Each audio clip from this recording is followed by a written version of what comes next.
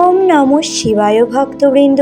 চতুর্থ সোমবার কোন শস্য মহাদেবকে অর্পণ করলে পূর্ণ হবে সকল মনস্কামনা এবং কোন ফুল ফল এই দিন মহাদেবকে অর্পণ করবেন, কোন পাতা অর্পণ করলে কি ফল লাভ হবে এবং বেলপত্র কয়টি মহাদেবকে নিবেদন করবেন, কিভাবে মহাদেবের অভিষেক করাবেন এবং কি কি দ্বারা মহাদেবকে অভিষেক করালে মহাদেব অত্যন্ত প্রসন্ন হবেন।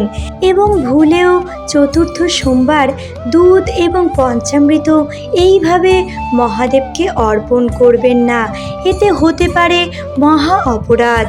চতুর্থ সোমবার কিভাবে পূজার্চনা করবেন, কি দেবেন এবং কি ভুলেও দেওয়া চলবে না, এই সকল কিছু আজকের ভিডিওর আলোচ্য বিষয়। ভক্তবৃন্দ, আমরা সকলেই মহাদেবের পূজার্চনায় অভিষেক করার জন্য দুধ বা পঞ্চামৃতর ব্যবহার করে থাকি, কিন্তু অনেকেই না জেনে এই মারাত্মক ভুলটি করে বসেন। দুধ বা পঞ্চামৃত তামার পাত্রে মহাদেবকে অভিষেক করান, এই ভুলটি কখনোই করা চলবে না। ভক্তবৃন্দ, তামার পাত্রে দুধ বা পঞ্চামৃত দুধ জাতীয় দ্রব্য রাখলে তা বিষতুল্য হয়ে যায়, তাই এই ভুলটি করা চলবে না। সর্ব উৎকৃষ্ট পাত্র রূপার পাত্র, রূপার পাত্রে দুধ রেখে সেই দুধ দ্বারা মহাদেবের অভিষেক করালে মহাদেব অত্যন্ত প্রসন্ন হন। কিন্তু রূপার পাত্র না থাকলে সেক্ষেত্রে মাটির পাত্রও উত্তম। মাটির পাত্রে দুধ রেখে বা পঞ্চামৃত রেখে আপনারা মহাদেবের অভিষেক করান, এর ফলে বাবা অত্যাধিক প্রসন্ন হয়ে থাকেন। কিন্তু ভুলেও তামার পাত্রে অভিষেক করানো চলবে না। যদি মাটি বা রূপা কোনো পাত্রই না থাকে সেক্ষেত্রে স্টিলের পাত্রে রেখেও আপনারা অভিষেক করাতে পারেন। এবার চলে আসি বেলপত্রের প্রসঙ্গে।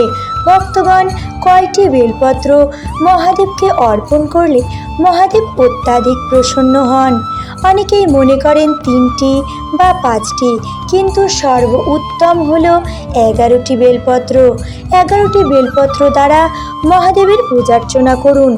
রুদ্র শব্দের অর্থ একাদশ। 11টি বেলপত্র দ্বারা মহাদেবের পূজার্চনা করলে মহাদেব অত্যন্ত প্রসন্ন হন।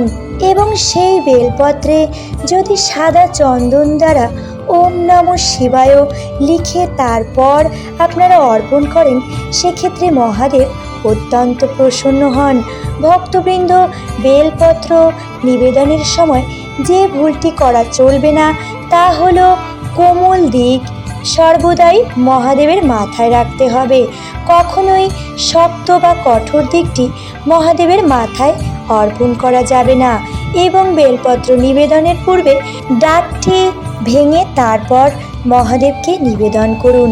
এই ডাঁট সহ মহাদেবকে এই বেলপত্র অর্পণ করলে তার বজ্রাঘাতের সমান কষ্ট হয়ে থাকে। তাই ভক্তবৃন্দ, ডাঁট ভেঙে কোমল দিকটা যাতে শিবলিঙ্গের সাথে লেগে থাকে এইভাবেই মহাদেবকে বেলপত্র নিবেদন করুন। আমরা সকলেই জানি বেলপত্র মহাদেবের অত্যাধিক প্রিয়, কিন্তু ভক্তগণ, বেলপাতা ছাড়াও মহাদেব আর যে পাতাগুলো পছন্দ করেন সেগুলি মহাদেবকে নিবেদন করলেও মহাদেব অত্যন্ত প্রসন্ন হন। এবার আসছি সেই পাতাগুলো সম্বন্ধে বিস্তারিত আলোচনায়। সর্বপ্রথমেই বলছি অশ্বত্থ পাতার কথা। অশ্বত্থ পাতা মহাদেবের শিবলিঙ্গে অর্পণ করলে অত্যন্ত শুভ ফল প্রদান করে।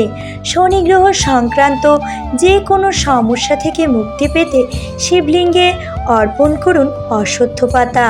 অশ্বত্থ পাতা নিয়ে সেটি ভালো করে ধুয়ে শ্বেতচন্দন লাগিয়ে তারপর মহাদেবকে নিবেদন করুন। এরপর যে পাতাটির কথা বলবো তা হলো শমী পাতা। শমী পাতা মহাদেব অত্যন্ত পছন্দ করেন। শমী গাছকে অত্যন্ত পবিত্র একটি গাছ হিসেবে গণ্য করা হয়। মনে করা হয়ে থাকে হরপার্বতী স্বয়ং এই গাছে বিরাজ করেন। এই পাতা মহাদেবকে নিবেদন করলে মহাদেব সেই ভক্তের সকল মনস্কামনা পূর্ণ করেন। এরপর বলছি পান পাতার কথা। পান পাতা মহাদেবকে অর্পণ করলে মাতা লক্ষ্মীও অত্যাধিক প্রসন্ন হন এবং সেই ব্যক্তির জীবনের সকল আর্থিক সমস্যা দূর হয়। আম পাতা মহাদেবকে অর্পণ করলে সেই ব্যক্তির জীবনে সৌভাগ্যের উদয় হয়। অশোক পাতা শিবলিঙ্গে অর্পণ করলে সামাজিক খ্যাতি বৃদ্ধির পাশাপাশি সকল প্রকার নেগেটিভ শক্তি দূর হয়ে পজিটিভ শক্তির সঞ্চার হয় এবং সন্তান ধারণের সকল বাধা দূর হয়।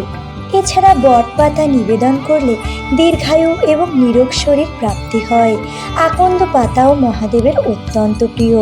ভক্তবৃন্দ, এই সকল পাতাগুলি মহাদেবের অত্যন্ত প্রিয়। এর মধ্যে যে কটি সম্ভব হয় জোগাড় করে মহাদেবের পূজার সময় মহাদেবকে নিবেদন করুন। তবে খেয়াল রাখতে হবে, ভালো করে ধুয়ে পরিষ্কার করে শ্বেতচন্দন মিশ্রিত করে তারপর মহাদেবকে বেলপাতা নিবেদনের পর এই পত্রগুলি একে একে নিবেদন করুন। এরপর বলছি ভক্তবৃন্দ, চতুর্থ সোমবার মহাদেবকে কোন ফুল নিবেদন করবেন। আমরা সকলেই জানি মহাদেবের আরেক নাম নীলকণ্ঠ। এই চতুর্থ সোমবার আপনারা নীলকণ্ঠ ফুল বাবাকে নিবেদন করুন। এছাড়া আকন্দ, বেল ফুল, ধুতুরা ফুল মহাদেবের অত্যন্ত প্রিয়। এবং ভক্তবৃন্দ, চতুর্থ সোমবার যে শস্যটি মহাদেবকে অর্পণ করলে মহাদেব সেই ব্যক্তির সকল মনস্কামনা পূর্ণ করেন তা হলো গম। চতুর্থ সোমবার মহাদেবের পূজার সময় কিছুটা গম ভালো করে বেছে ধুয়ে মহাদেবকে অর্পণ করতে ভুলবেন না। এছাড়া পুজোতে আপনারা কালো তিল জলে মিশ্রিত করে মহাদেবের অভিষেক করান, এতে সকল পাপ থেকে মুক্তি ঘটবে। আতপ চাল বেছে ভালো করে ধুয়ে অক্ষত গোটা আতপ চাল নিবেদনে আর্থিক উন্নতি লাভ হয়। এছাড়া ভক্তবৃন্দ, চিনি দ্বারা মহাদেবের অভিষেক করালে মহাদেব অত্যন্ত প্রসন্ন হন। ভক্তগণ, শুধুমাত্র চতুর্থ সোমবার নয়, এই সকল দ্রব্য প্রতি সোমবারেই মহাদেবের পূজায় ব্যবহার করা যেতে পারে। চতুর্থ সোমবার দিন খুব ভোরে শয্যা ত্যাগ করে স্নান শেষ করুন এবং স্নানের জলে গোলাপ জল মিশ্রিত করে স্নান করুন। মহাদেবের পূজার্চনা শেষ করুন এবং পূজার শেষে মহামৃত্যুঞ্জয় মন্ত্র 108 বার অবশ্যই জপ করুন। মহামৃত্যুঞ্জয় মন্ত্র অথবা ওম নমঃ শিবায় মন্ত্রটি 108 বার অবশ্যই জপ করুন। মহাদেবের অভিষেকের সময় সর্বপ্রথমে গঙ্গা জল দ্বারা মহাদেবের অভিষেক করান। মনে রাখতে হবে, এক ধারায় আপনারা অভিষেক করাবেন। গঙ্গা জল দিয়ে অভিষেকের পর দুধ, দই, ঘি, মধু, আখের রস, চিনি, আতপ চাল যা সম্ভব হয় সাধ্য অনুযায়ী মহাদেবের অভিষেক করান। সর্বশেষে অবশ্যই বিশুদ্ধ জল দ্বারা মহাদেবের অভিষেক করাতে ভুলবেন না। এরপর 11টি বেলপত্র মহাদেবকে অর্পণ করুন। বেলপত্র অর্পণের পর একে একে সকল পত্র যেগুলো মহাদেবের জন্য নিয়ে এসেছিলেন সেগুলো সব কিছুই মহাদেবকে নিবেদন করুন। ধুতুরা ফল, ধুতুরা ফুল, বেল ফল, বেল ফুল, যে সকল দ্রব্য আপনারা জোগাড় করতে পারবেন সকল কিছুই একে একে মহাদেবকে অর্পণ করুন। সর্বশেষে ভক্তি ভরে মহাদেবকে প্রণাম নিবেদন করুন, কারণ বাবা ভোলানাথ ভক্তের ভক্তিতেই তুষ্ট হয়ে থাকেন। ভক্তবৃন্দ, আজকের ভিডিও এখানেই শেষ করছি। সকলেই ভালো থাকবেন, সুস্থ থাকবেন এবং মহাদেবের পূজার্চনায় এই শ্রাবণ মাসে নিজেকে অবশ্যই নিয়োজিত রাখবেন। হরে কৃষ্ণ।